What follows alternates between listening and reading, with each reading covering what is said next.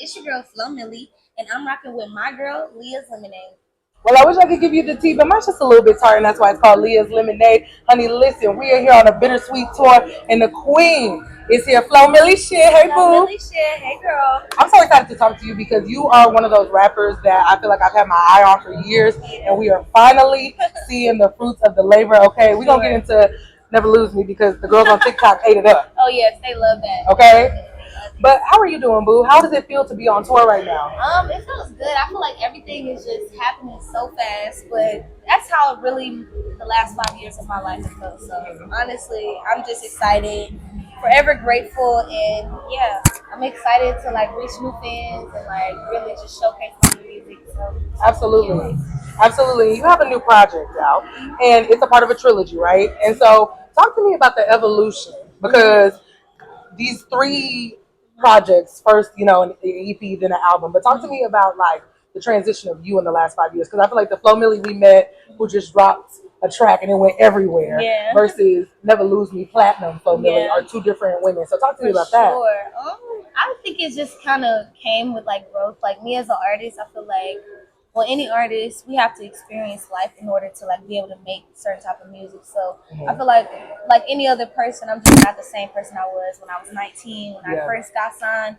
Now I'm 24, so it's just like a new and improved. But I feel like all of these parts of me were already there. It's just like me more so like showing that to the world and knowing how to do that. Yeah. And then I think, it's interesting to watch as rap becomes a little more dominant with females. Talk to me about like that era because obviously when we were coming up, it was not that. Like I remember I was in like 7th grade. I told people I was gonna be a female.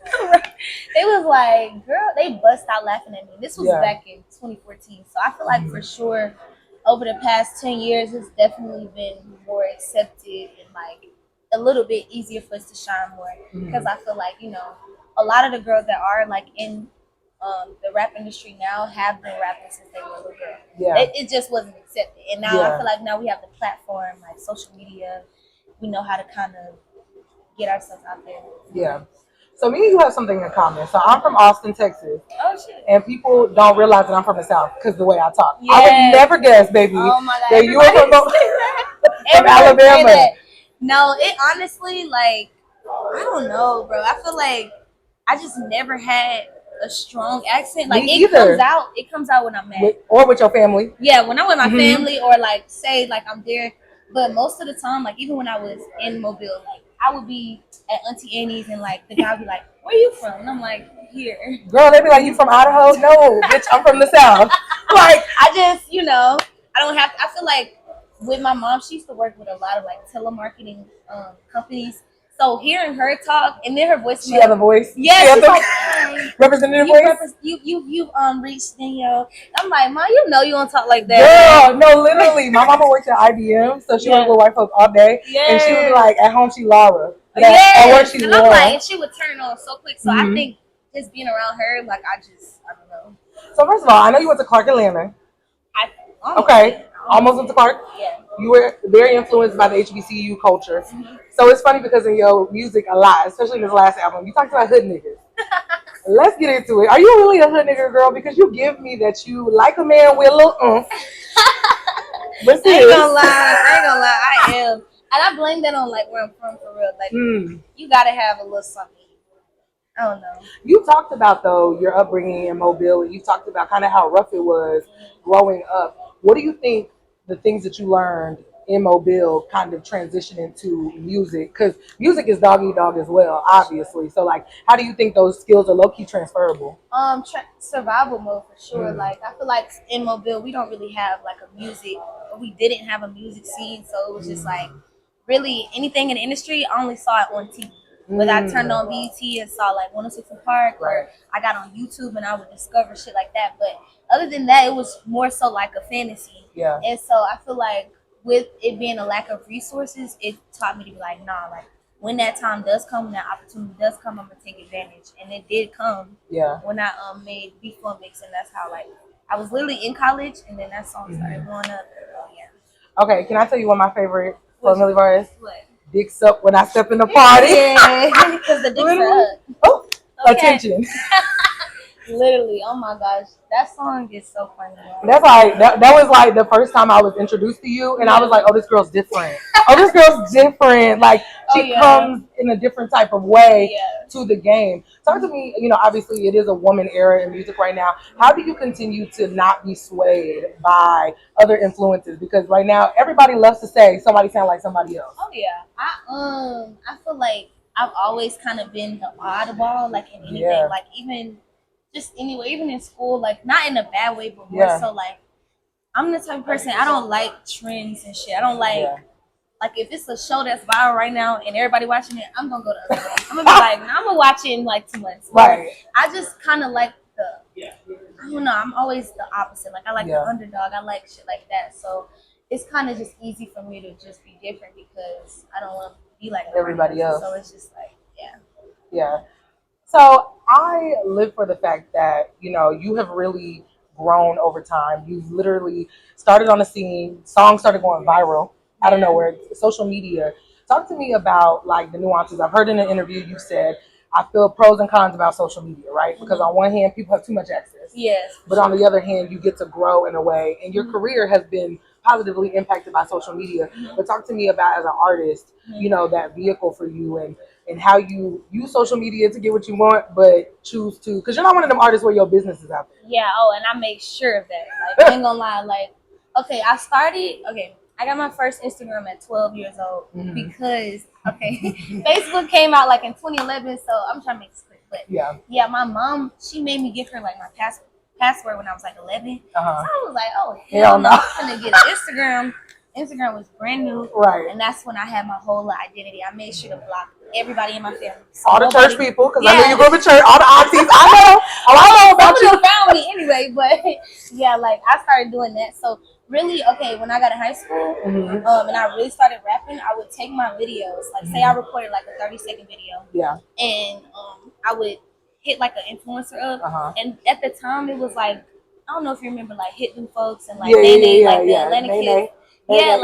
It used to be a lot of like Atlanta influencers and shit. And I remember I would be like, okay, I was tapped in with that. So like I would come home from school, make a video rapping, and then I'd be like, all right, take my check from my job, half of it, and I would give it to an influencer. Like, okay, how much would you charge me to post my video for like 2 days? They had like a million doing marketing. Yeah, and I didn't even know I was doing that. I was just like, okay, how can I get this with more people? Yeah. And then that's how I started to drive people to my songs, because like the person would like leave it up for like 2 days, and then I would get all these followers, and then now they're like, where's the song? So then I did that maybe 2 or 3 times, and after that my fan base was just pretty much organic. Wow. So baby, you was doing influencer marketing before influencer marketing was a thing. Literally. Flo Milli shit. Come on. Yeah, and it was very different from there. That was like 2017.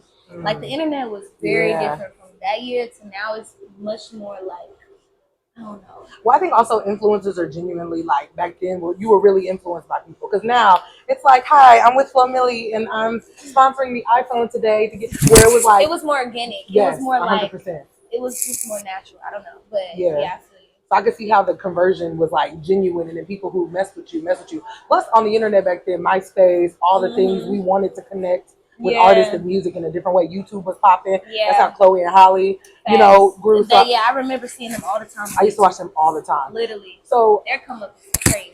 It is. It's so beautiful. I saw you with Chloe, by the way. Y'all look so great. So talk to me about this. So I'm a church kid in hip hop, but I know you are too. You grew up in church. You got a lot of your performances in church. Megan Thee Stallion talks about the day that her mom found out that she wanted to be a rapper. Talk to me about the day your mama found out who Flo Milli was. Oh my God. Okay. So my mom always knew I wanted to rap. Since I had a girl group actually when I was like 11 years old, 10, 12.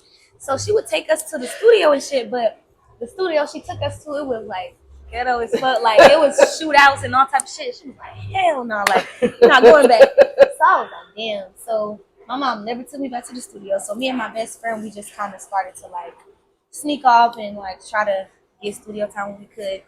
But long story short, this what happened. So when I was like 16, I think I was like in the 10th grade.